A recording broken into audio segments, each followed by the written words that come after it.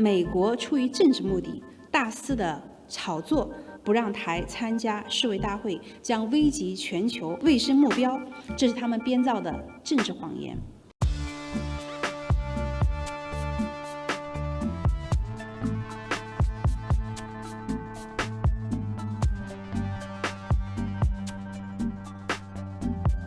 美国国务卿布林肯的有关声明严重地违背了一个中国原则和中美3个联合公报规定，严重地干涉中国的内政。中方对此表示强烈不满和坚决反对。正是民进党当局顽固地坚持台独分裂立场，导致台湾地区参加世卫大会的政治基础不复存在，责任完全在民进党当局，他们对此心知肚明。美国出于政治目的，大肆的炒作不让台参加世卫大会，将危及全球卫生目标，不利于应对未来的公共卫生危机，这是他们编造的政治谎言。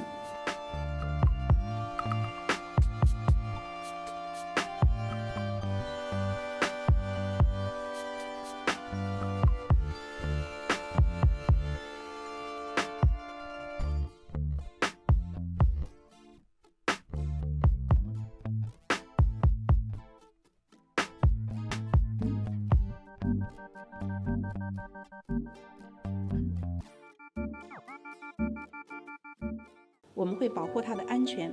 但是他跑什么呢？我们也没有听说有任何的中方政府、中国的部门威胁他。所以，如果沙磊认为他的报道是公正的、客观的，那他就应该勇敢的应诉，不用害怕。如果有证据表明他受到了威胁，他就应该报警。我们会保护他的安全，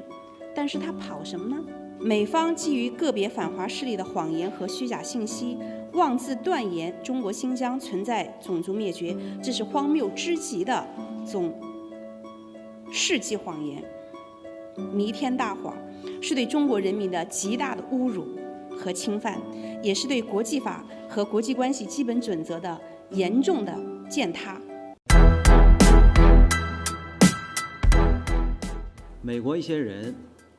不仅把新疆棉花污名化，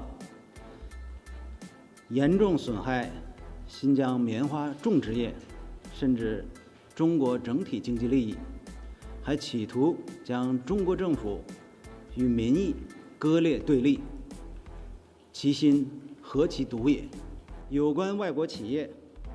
仅仅依据谎言就拒用新疆棉花，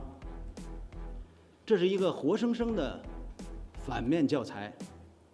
当然会引发中国民众的反感与愤怒。这还用得着政府去鼓动和引导吗？